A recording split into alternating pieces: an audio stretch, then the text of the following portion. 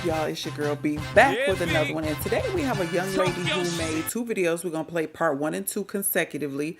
And then we're going to come in with commentary. But basically she said Section 8 handout ruined her life and ruined her relationship with her man. So let's get all the way into this. Don't forget to like and subscribe. When I first heard of Section 8 and public assistance, it sounded like I hit the jackpot.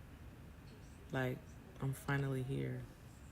I finally get to live a good life, rent-free. I get to keep my money in my pocket because I get my rent paid. Little did I know that it would ruin my life.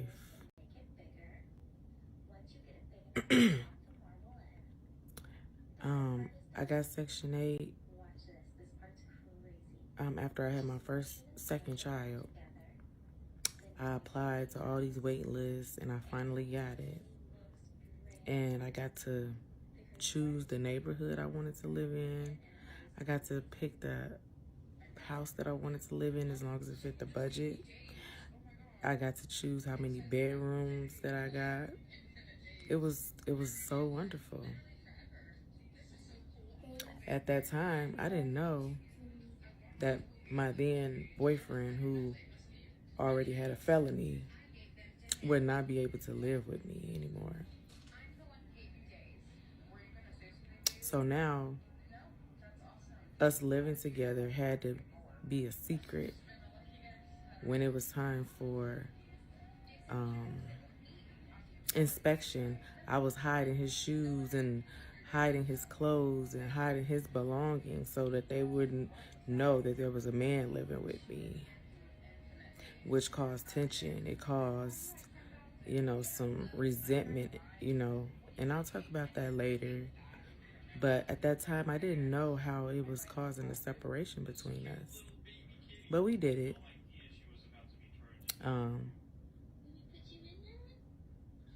You hear a knock at the door, and you wondered if it's management or maintenance or somebody who's going to see him there. So, again, we would hide and sneak around and make it seem like, he didn't live there. And then it became one of those things that you don't live here. You can't even be on a lease. Not seeing how it would later on tear our family apart in many ways. So this is the part 2 on how Section 8 is a trap. Section 8 keep you with a mindset, this little poverty mindset. Instantly after we moved into this place, because it's got more residents that are Section 8 based, everybody looking at us like, ooh, how she got a man living with her? So they ready to tell. And they did, because they see a man and they automatically know that, oh, she gotta have Section 8 if she out here, because we all got Section 8. And if she got Section 8, she not supposed to have no man living with her. Period. Nobody even know the situation. They don't even know. It's just that knowing that you black and you got Section 8, you shouldn't be having no man live with you, period. You should be a single mom, broke down, no family, baby daddy problems, all of that kind of stuff. So we had people calling the office on us left and right. Oh, he there now. Next thing you know, here come maintenance knocking at the door. How can I help you? Oh, no, you wasn't. You just want to be nosy and see what you can see. So here we go with this. Here we go with the nosy neighbors. Everybody want to be messy. Everybody want to tell, because they don't want you to have nothing that they don't have. And if they man can't come over, they man can't live with them, then your man shouldn't be living with you. That was just the beginning. Okay, because it's so much more where that comes from. So let's keep on going. Okay. They do the certifications or recertifications, whatever you want to call them. Now they want all your business. They want to know what kind of drawers you wear, what size they is, how much you pay for. They want to know everything. Don't leave nothing out, because now they finna threaten you and tell you if you leave something out, you committing fraud, and all of this stuff. It just keeps you like, you know what I'm saying? Like, you don't know what to do. You don't know what to do. And mind you, the more money you make, the more your rent is gonna go up. The more you're not gonna you're gonna lose your qualifications to have rent anyway. So now, before you had Section 8, you had a $560 rent that you could afford, even on a bad day. Now you in an apartment that's $1,200 and you lose your Section 8. Now you got to pay $1,200 and you're going to have to move. All of these things that you're like, oh my God, I don't want to lose my Section 8. Oh my God, I don't want my rent to go up neither, because if my rent go up, then there go my whole, I'm working all these hours. I'm gonna have to pay more rent, and it's just a bunch of stuff. So now you want to keep it safe. You want to stay within the income requirements, but yet I'm running out of time. Follow me for part 3.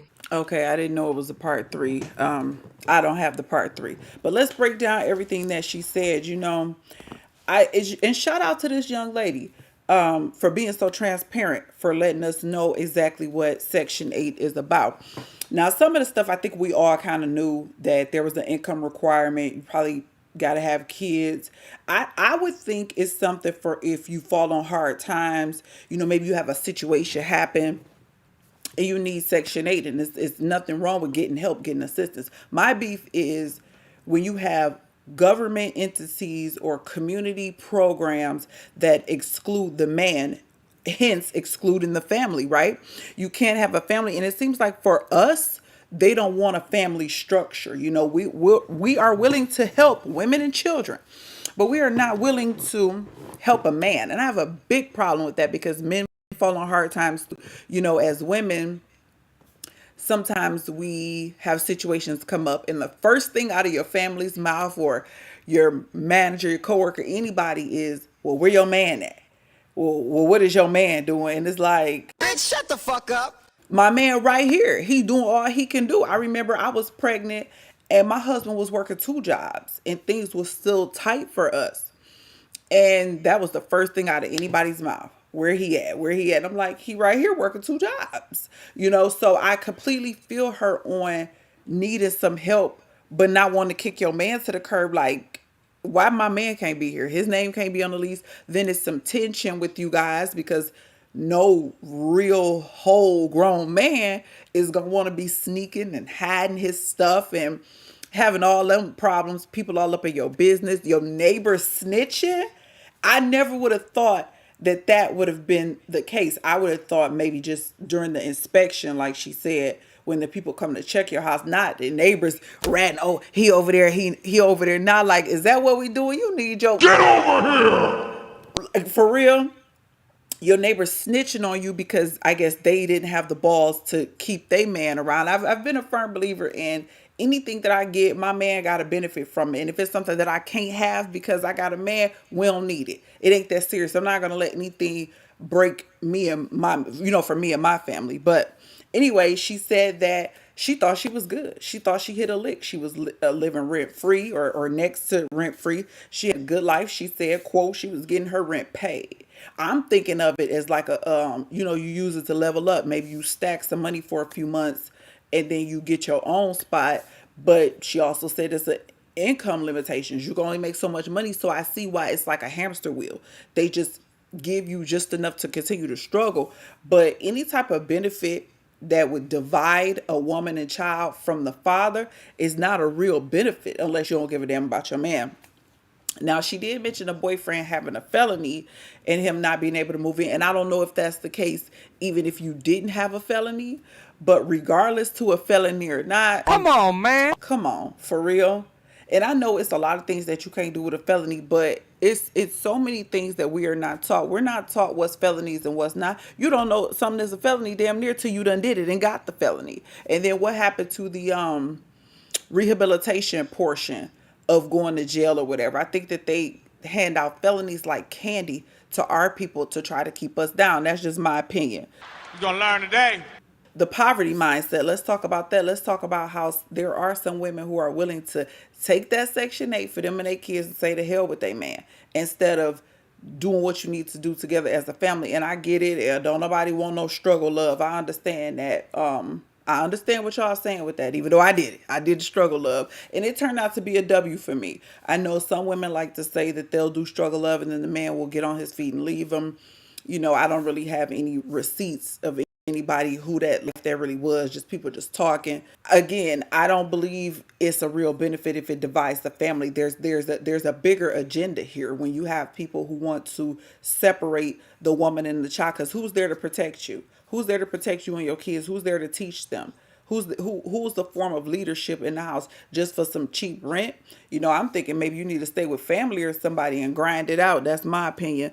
But a lot of people, they get on the hamster wheel and they stay there. You meet chicks who've been on Section 8 for 20 years. That just poverty mindset, like, oh, I got to make sure I don't work too much. I don't want to lose my Section 8, instead of using it for the time that you need it. Because again, I believe we all fall on hard times. If anybody has any humility left, I know everybody on social media is bawling.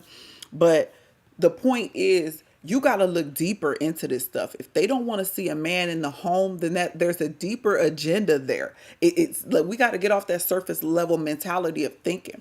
Why do they want to break up our men from out the household? But you see these people of other ethnicities coming to this country. Look at all the different translations when you go to do different businesses, different things at these different businesses, excuse me. There's translations in all different languages. And I've never seen an Arabic woman come into this country and she can't have her man.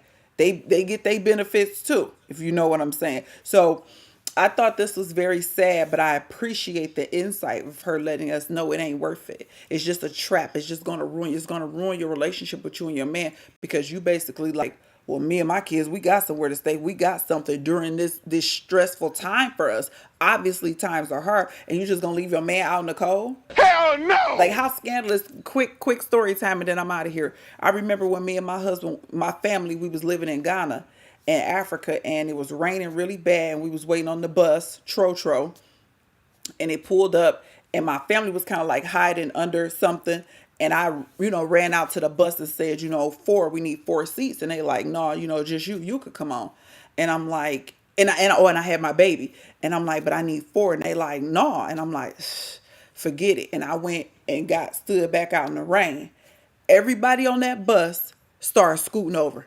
So it pissed me off, because I'm like, so it was room on this bus the whole time on that Trotro for all 4 of us. But the people was only like, just you. They didn't care about the other men that I had in my family or whatever. So that's just something small that I can relate to, as far as how women can get subsidies. You can get all kind of assistance, but you got to leave your man hanging. And ladies, it ain't worth it. Not for our regal royal black kings that the Creator gave to us. But this has been another episode of Grown Folk Talk. Don't forget to like and subscribe, and I'm going to catch y'all in the next one. Peace out.